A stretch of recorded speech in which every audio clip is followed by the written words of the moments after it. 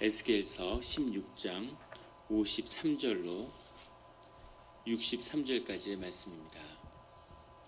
에스겔서 16장 53절로 63절까지의 말씀입니다.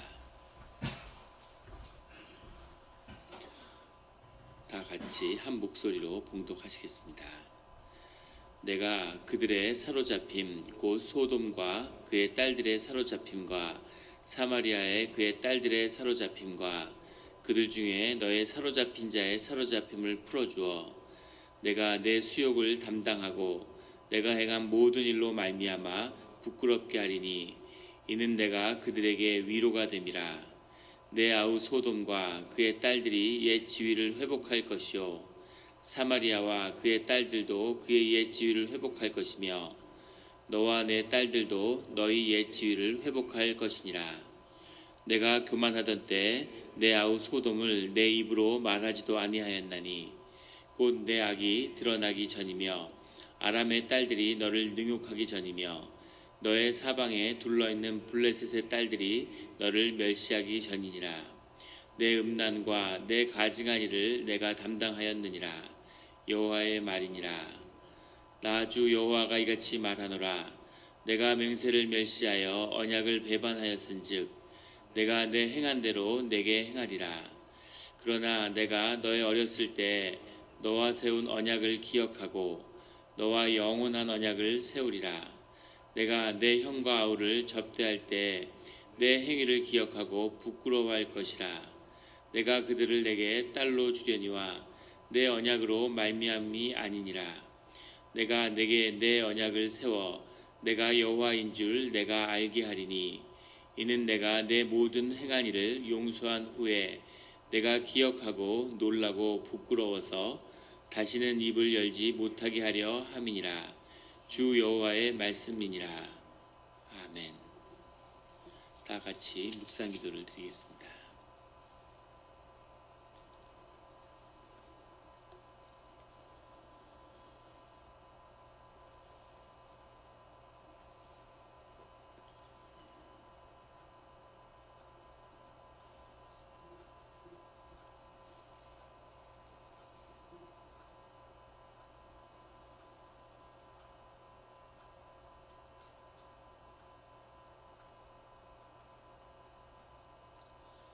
하나님 아버지 감사합니다.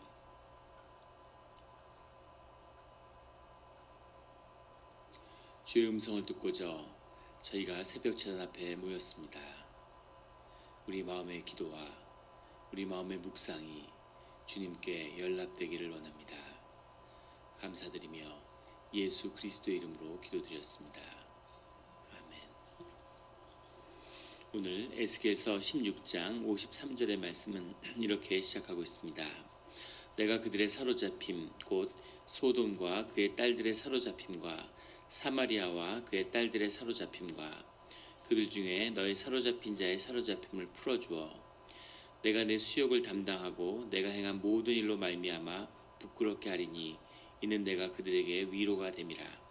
소돔과 사마리아의 사로잡힘을 풀어주는 때가 오는데 그 소돔과 사마리아가 이 이스라엘 예루살렘의 사로잡힘으로 인해서 위로가 될 것이라고 그렇게 말씀하고 계시는 겁니다. 소돔은 오래전에 멸망한 도시고 소돔이라고 하는 것은 상징적인 의미겠죠. 사마리아도 이미 멸망했고 사마리아 역시 회복될 수 없는, 소돔도 회복될 수 없는 것인데 소돔과 사마리아가 회복된다는 것은 이방 민족을 의미하는 겁니다. 그리고 이방 민족 속에 있는 죄, 그들의 죄성을 의미하는 것이기도 하겠죠.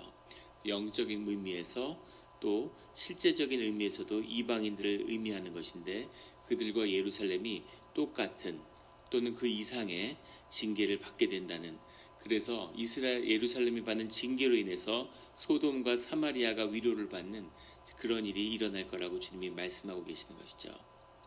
55절에 내 아우 소돔과 그의 딸들이 옛 지위를 회복할 것이요 사마리아와 그의 딸들도 그의 옛 지위를 회복할 것이며, 딸들이라고 하는 것은 이 민족들, 이방 민족들을 의미하는 것이죠.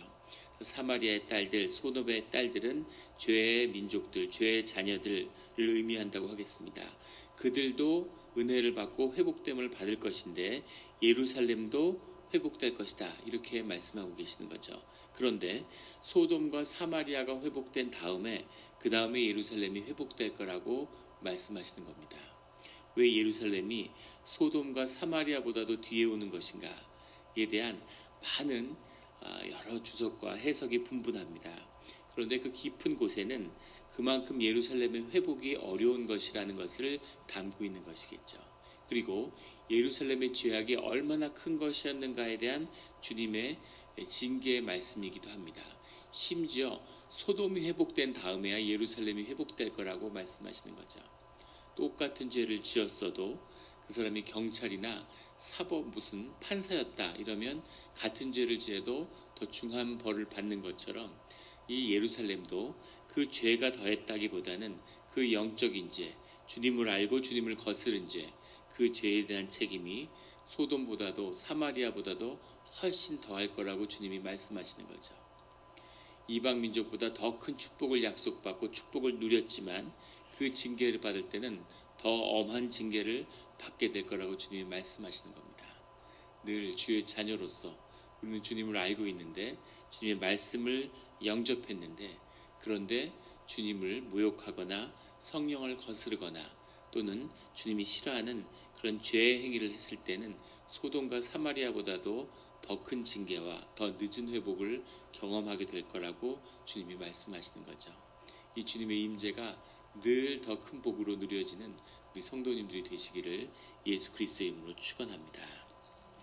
56절에 내가 교만하던 때 내 아우 소돔을 내 입으로 말하지도 아니하였나니 소돔을 내 아우라고 너희의 형제라고 얘기하는데 징계의 뜻도 있지만 모두가 주 안에서 형제 자매인 거죠.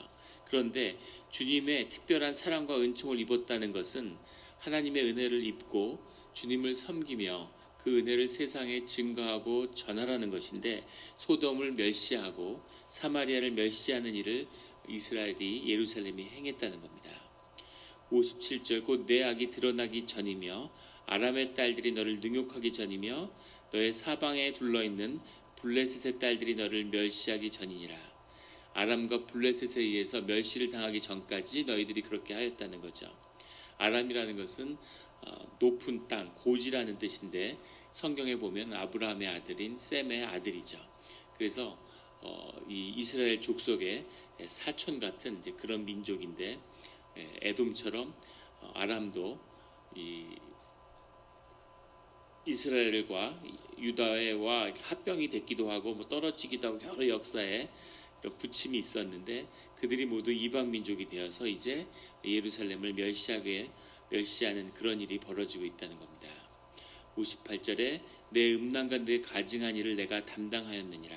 59절에는 내 행한 대로 내게 행하리라. 주님이 은혜를 걷어버린 자리에는 카르마 같은 내 업복, 내가 지은 일에 대한 대가를 내 삶으로 치르는 그런 일이 일어날 거라는 겁니다. 그것이 주님의 무서운 징계인 거죠. 내가 살아온 대로 내 삶의 그 살아온 행위대로 내 삶이 결실을 맺게 된다. 그렇게 되면 우리 삶에 뭐가 남겠습니까? 정말 비참한 거죠. 그것을 좋은 곳으로 이끄시는 것은 주님의 은혜였는데 주님이 은혜를 거두는 자리가 얼마나 비참한 것인지 소돔과 사마리아만도 못한 주님의 은혜를 입었다고 하는데 소돔과 사마리아나 아람과 블레셋만도 못한 그런 자리에 놓여있게 되었다라는 주님의 말씀입니다. 늘 주님을 두려워하는 주님을 두려워함으로 세상의 두려움을 벗어나는 그런 우리 성도님들이 되시기를 예수 그리스도의 이름으로 축원합니다. 60절에 그러나 내가 너의 어렸을 때 너와 세운 언약을 기억하고 너와 영원한 언약을 세우리라. 언약을 먼저 이 예루살렘과 이스라엘 족속이 깨버렸기 때문에 그 언약이 깨어진 그래서 이제 왕후였던 이스라엘 족속의 지위가 창기가 되고 버려진 이런 노예가 되는 비참한 그런 신세를 경험했지만 그 언약을 맺었던 것을 주님이 기억하고 새로운 영원한 언약을 세우겠다고 메시아와 그리스도에 대한 소망을 주님이 말씀하시는 거죠. 이것이 끝이 아니고 새로운 시작이 있을 것이라고 주님이 말씀하고 있습니다. 성경을 보면 늘 하나님의 무서운 징계와 회복과 은혜의 말씀이 짝을 이루어서 나오죠. 그래서 우리가 무엇을 받을까에 대한 그런 자유로운 우리의 선택이 우리 앞에 있는 것입니다. 늘 주님과 은혜와 복을 붙드는 우리 성도님들이 되시기를 주의 이름으로 축원합니다. 61절에 내가 내 형과 아우를 접대할 때 소돔과 사마리아, 아람과 블레셋을 형과 아우라고 형제라고 주님이 말씀하고 계시는 거죠. 접대할 때 내 행위를 기억하고 부끄러워할 것이라. 예전에 자신들이 소돔과 사마리아를 아람과 블레셋의 이방 민족들을 멸시했던 것을 기억하고 부끄러워하게 될 것이라고 말씀하시는 거죠. 내가 그들을 내게 딸로 주려니와 지금은 이 현 시점에서 지금은 예루살렘을 멸시하고 있는 그 이방 민족을 그들에게 딸로, 원래 형제였지만 형제로 받아들이지 않았던 이방 민족을 이제는 너희의 딸로 주겠다, 가족으로 주겠다, 이렇게 주님이 말씀하시는 거죠. 늘 이 말씀을 기억하고 이방 민족을 주의 자녀 가운데 품는, 오늘날도 주님이 은혜를 베풀었는데 이스라엘이 팔레스타인에게 하는 짓을 보면 정말 입이 안 다물어지죠. 어떻게 저렇게 악독할 수가 있을까? 그 악이 정말 승하는 그런 모습을 보게 됩니다. 하나님이 제일 싫어하는 모습이죠. 하나님의 자비를 받은 자들은 늘 그 자비를 흘려보내야 되는 거죠. 그래서 주님이 기다리고 기대하시는 겁니다. 그런데 그 하나님의 은혜의 회복의 때가 내 언약으로 말미암음이 아니니라 주님이 이렇게 말씀하시는 거죠. 그것은 너의 언약, 너가 맺었던 언약이 아니라 주님이 우리에게 새롭게 맺는 주님의 언약 때문에 그렇게 될 것이라고 주님이 말씀하시는 거죠. 언약이 깨어졌지만, 우리가 그 언약을 버렸지만 주님이 우리를 새롭게 구속하시는 그 주님의 뜻이 우리 가운데 새롭게 역사하게 될 거라고 주님이 말씀하시는 거죠. 그런 주님의 은혜와 늘 주님의 새로 구속하시는 역사를 새롭게 경험하는, 두려움 없이 주님 앞으로 나아가는 우리 성도님들이 되시기를 예수 그리스도 이름으로 축원합니다.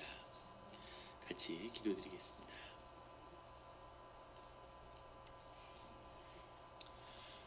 하나님 아버지 감사합니다. 우리가 은혜의 때에 은혜를 알지 못하고, 우리가 축복의 때에 복의 그 깊은 뜻을 알지 못했음을 우리에게 보여주시니 감사합니다. 주님, 우리가 세상을 두려워하고 사람들을 두려워해서 사람들로부터 인정을 받으려고 그러고 세상의 인정을 받기 위해서 헛된 돈을 쌓는데 우리의 삶을 다 잃어버렸습니다. 주여 아버지여, 주님께 다가가며 주님 앞에서 우리의 삶이 세워질 때 세상의 모든 것들이 우리를 수종들고 우리가 다스리라고 주님이 말씀하셨는데, 세상의 다스림을 받고 주인이 되라고 말씀하셨는데 노예로 살고 있는 우리 자신의 모습을 보며 주님이 말씀하시는 그때 우리가 한없이 정말 뭐라 말할 수 없는 부끄러움을 느낍니다. 주님, 주여 아버지여, 주님과의 올바른 관계를 다시 세우게 하여 주시옵소서.